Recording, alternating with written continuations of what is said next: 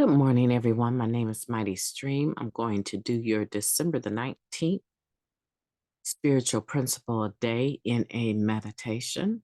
I'm brought to you by Hope Through Navigation, and this is our Hood Recovery Services.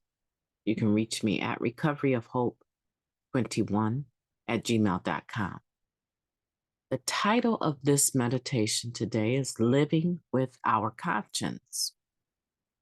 In the end, we are the ones who must live with our conscience. In order to do so comfortably, we must decide what is and what is not morally acceptable in our lives. That comes from It Works, Step 10. There's some irony.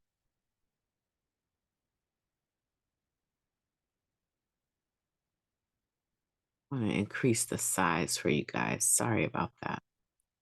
There's some irony in the fact that self-centeredness can make it difficult to stay in our own lane. In some cases, we disregard our own principles to give all our attention to what others think of us. Other times, we overlook our own behavior and focus instead on how other people fail to live up to our standards.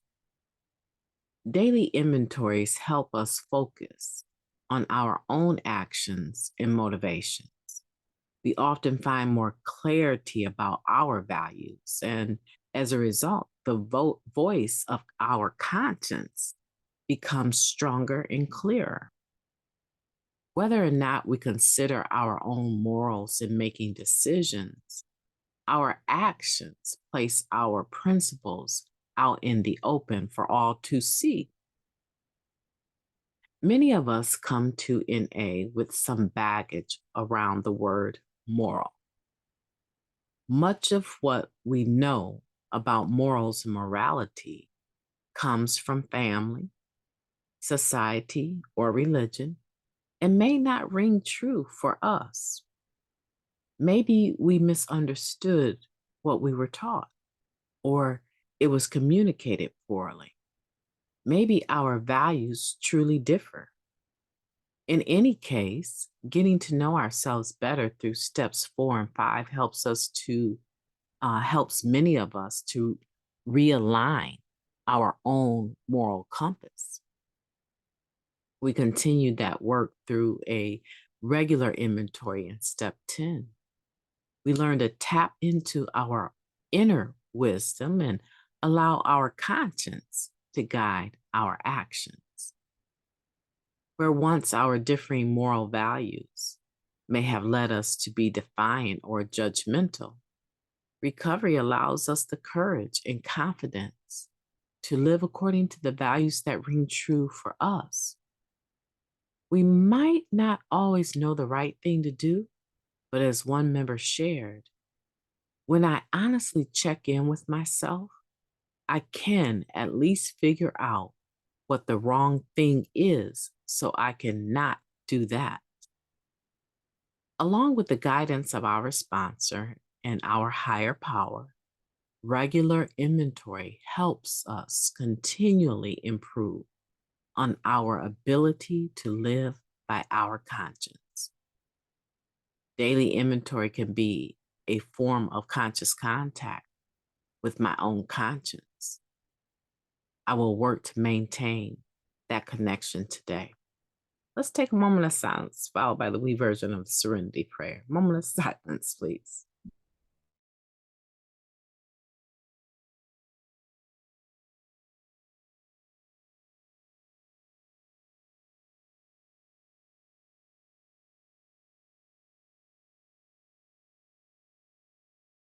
God, grant us the serenity to accept the things we cannot change, the courage to change the things that we can, and the wisdom to know the difference.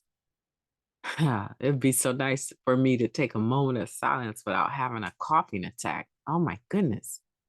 Hopefully it was beneficial for you. It was for me too. It allows me to continue on with this podcast. So we're talking about living with our conscience, and we're talking about our moral values, and that sometimes they don't add up or measure up or come even close to the moral values that we were raised with. And the only way that you know that is because I believe, this is in my opinion, I believe that when there is enforced morality, it lacks its power to help us to live spiritual lives, right? I'm paraphrasing from the basic text. So when we have these moral values forced upon us or taught to us, whether it be through our interaction with our family, society, and or religion, we find a lot of times as we're developing as people that we don't agree with some of the things that are put on us. And a lot of our dissonance in life, a lot of our disconnect, our dis-ease in life is about our trying to make our actions measure up or down or to, let's say to, measure to those values that have been put on us or taught to us. And when we see that we're not able to do it spiritually, we find that there's conflict with that. As an adult, typically you would say, oh, okay, that's their moral value. That's their core values. That's not mine. Because if it was mine, I would find it much easier to live up to, right? As an adult, but a lot of times we don't get that piece until much later in life. And oftentimes much later in adulthood, after hitting our heads over and over and over on this moral compass that doesn't belong to us. And so we find that we try and then we fail, we try, we fail, we try, we're disciplined, rebuked, or pushed aside or talked down to because we are now demoralized by someone else who thinks we ought to be able to measure up to that value that they put on us. And a lot of times, quite honestly, I use that experience of dis-ease and not being able to measure to those values that were given to me as a reason to use drugs over and over and over, make it a lot easier for me to do what I wanted to do. And then still feeling like trash afterwards because I've let all of this down, society, religion, my family down. So it causes me to spin into greater lengths of time of using different things. You probably can relate to that.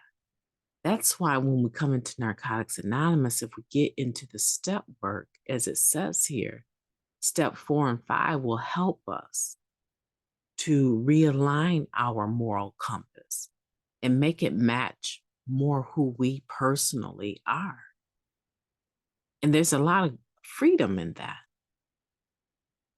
There's a lot of freedom in that. And so we want to do that. We want to get into the step work so that we can get the freedom that we desperately need. And when you take a regular inventory, when you're doing your step 10 on a regular basis, you're able to see where your actions through the course of the day are not measuring up to your own moral compass. And when that happens, you're able to clean it up right away instead of allowing it to fester week after week after week after week. And I have found there's been many a times I said something the wrong way or I failed to do something that someone was expecting me to do.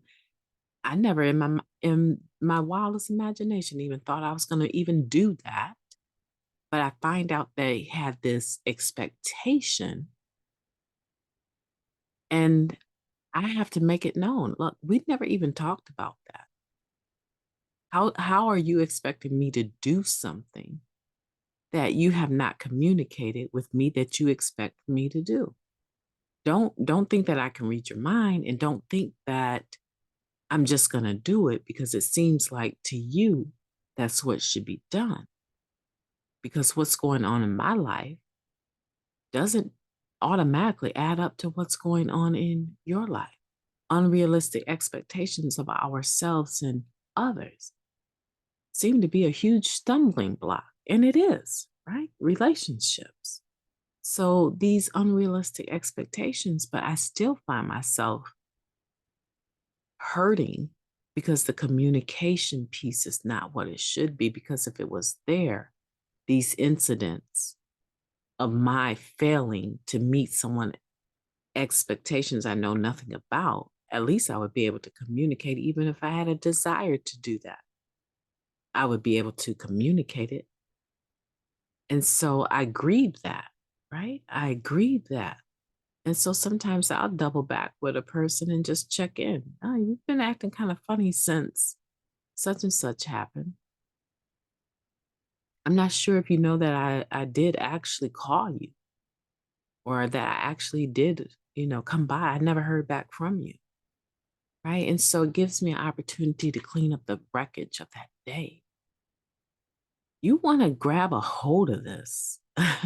This is a marvelous, marvelous meditation talking about doing our 10th step.